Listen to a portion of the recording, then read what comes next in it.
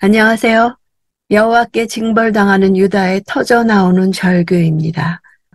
오늘 본문은 예레미야가 3장 1절에서 18절입니다. 1, 2절. 나는 여호와의 진노의 매로 고통을 겪은 사람이다. 빛이 아닌 어둠 속에 나를 내몰아 다니게 하셨다. 구성을 보면 예외적으로 3장만 66절로써 다른 장 22절의 3배입니다.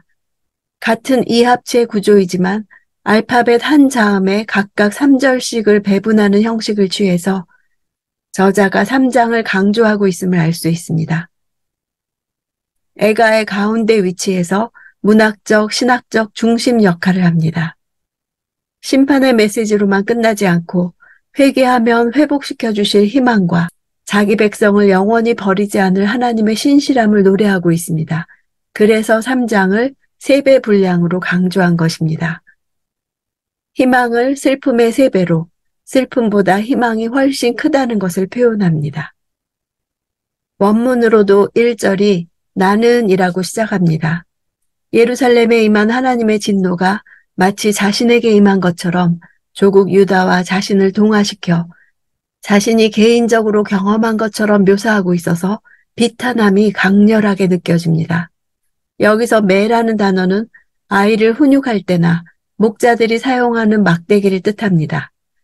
목자의 막대기는 단단한 나무 재질에 길이는 아마 1m가 약간 넘었고 끝부분은 철이나 돌로 무겁게 한 것이었습니다.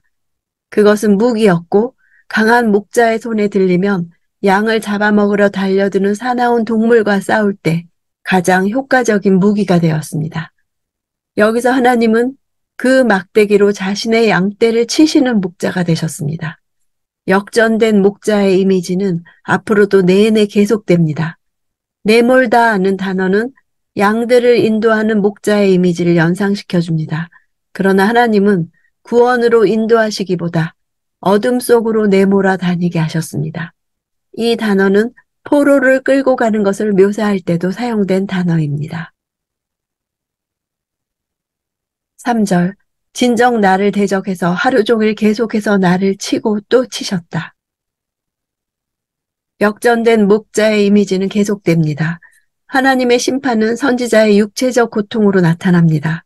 치고 또 쳤다는 것은 고난의 지속성과 심각성을 보여줍니다.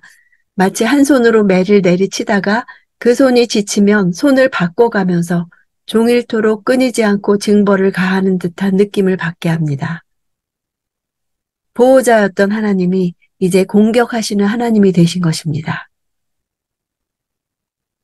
7절. 도망갈 수 없도록 나를 둘러싸고 내 사슬을 무겁게 하셨다. 둘러싼다 하는 단어는 죄수처럼 완전히 격리시키고 외부로부터 차단시켜 결코 탈출할 수 없게 하셨음을 가리킵니다. 사슬이란 단어는 놋을 가리킵니다. 죄수와 관련해서 사용될 때는 발목에 채우는 놋으로 만든 사슬이나 족쇄를 가리킵니다. 사슬을 무겁게 했다는 말은 사슬에 달아놓는 쇳덩이를 더욱 무겁게 하셨다는 뜻입니다. 이는 바벨론의 포로로 끌려가 노예로 살아가는 모습을 상징적으로 나타내는 동시에 지금 처한 유다의 절망적 상황을 함축적으로 드러내줍니다. 하나님께서 자신과 유다를 전혀 움직일 수 없게 하시고 어찌할 방도조차 찾지 못하도록 절망적인 궁지로 몰아넣으셨음을 묘사합니다. 8절. 내가 소리치고 부르짖어도 내 기도를 닫아버리셨다. 앞에 7절에서 감금을 당한 죄수와 포로의 이미지를 사용했는데 여기서는 더 나아가 자신이 하나님과 단절되었다고 말합니다. 당시 유다 백성들은 하나님과 영적으로 철저히 분리된 상태에 있었습니다. 닫아버렸다 하는 단어는 막다, 메우다 등으로 원래 샘물이나 물의 근원을 막거나 우물을 메운다는 뜻입니다. 구약 성경에서 이 동사는 선지자가 받은 이상이나 계시의 말씀을 마음속에 담아두고 입 밖으로 발설하지 않는다는 의미를 나타냅니다. 즉 예레미야의 도움을 구하는 기도를 닫아버리셨다는 것은 그러한 기도를 더 이상 하지 못하도록 입을 막으셨음을 뜻합니다. 하나님께서 선지자로 하여금 기도조차 하지 못하게 하신 것은 그들이 하나님의 끊임없는 회개 권고를 무시하고 악에 찌들어 살았기 때문입니다. 바벨론에 멸망당하기 이전에도 하나님께서는 예레미야에게 예레미야서 7장 16절에 보면 그런즉 너는 이 백성을 위해 기도하지 말라. 그들을 위해 부르짖어 구하지 말라. 내게 간구하지 말라. 내가 내게서 듣지 아니하리라. 라고 유다를 위해 기도하는 것을 여러 차례 제지하셨습니다. 9절 내 앞길에 다듬은 돌을 쌓아 내 길을 막으시고 내 갈 길을 뒤틀리게 하셨다. 다듬은 돌은 단이나 성벽 등을 쌓을 때 사용되는 잘 다듬어진 돌을 가리킵니다.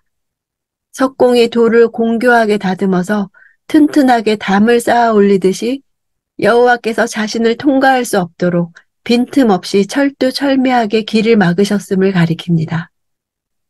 길을 뒤틀리게 하셨다는 것은 통행로가 뒤집어 엎어져서 흔적도 없이 사라졌다는 뜻입니다.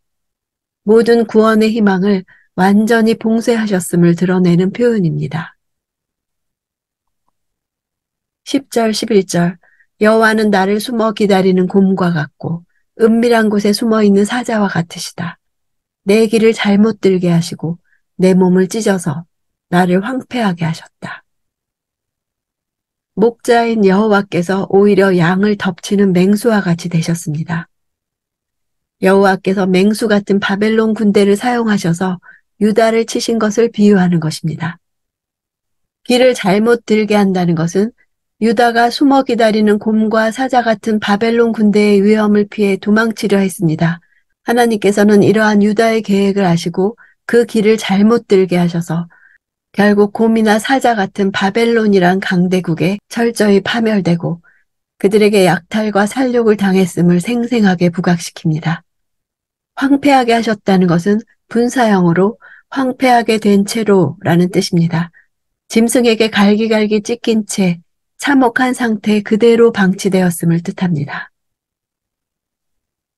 15절 그분은 나를 비통함으로 배부르게 하시고 쓰라림으로 취하게 하셨다. 비통함으로 번역된 단어는 쓴 나물을 뜻합니다.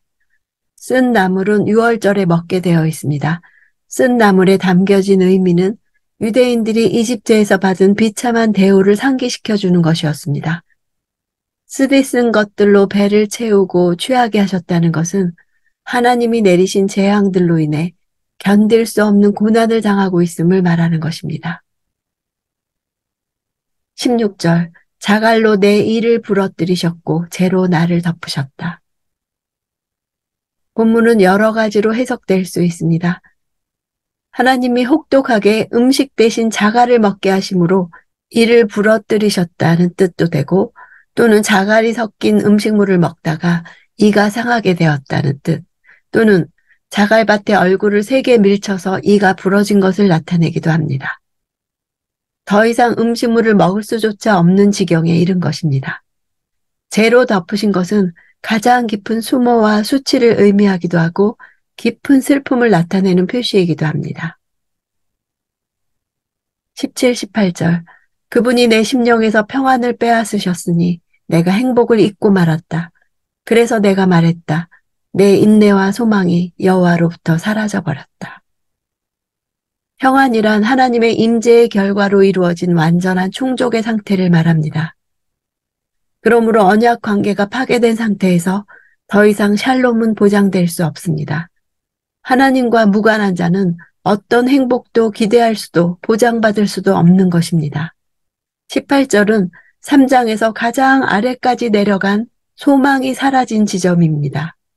그러나 원문으로 마지막 단어가 여호와입니다. 이 모든 것이 여호와께서 하신 일이라는 것입니다. 평안, 행복, 인내, 소망이라는 단어가 나오는 본절은 3장에서 중요한 전환점을 향해 갑니다. 여호와는 평안이시요, 행복이시요, 소망이십니다. 여호와께는 평안이 없을 수 없고 소망이 없을 수 없습니다. 역설적으로 가장 낮은 지점에서 여호와만이 그들의 평안이요, 행복이며 소망임을 암묵적으로 제시하는 것입니다. 애가의 갖가지 비탄함은 알파벳 순서에 따른 구조로 이루어져 있습니다. 시편 119편과 함께 성경에서 가장 정교한 아크로스틱 구조를 이루고 있습니다.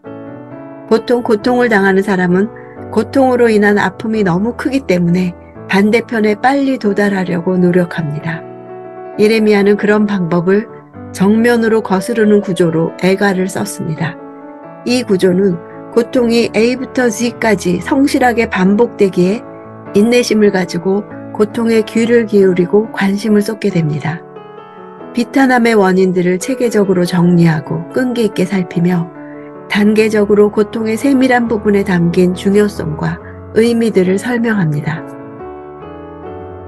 모든 고통의 항목들을 세밀하게 나열하다 보면 어느새 고통을 당할 만한 이유를 발견하게 됩니다. 족하다는 마음이 들게 됩니다. 내면의 혼란과 무질서를 알파벳 순서대로 질서 있게 배열하는 동안 고통이 무한히 계속되는 것이 아니라 끝이 있다는 것을 알게 됩니다. 애가를 묵상하는 동안 나의 고통에 대해서도 정리가 되고 하나님의 말씀에 동의가 되며 고통의 끝에 여호와께서 계시는 소망을 보게 되기 원합니다.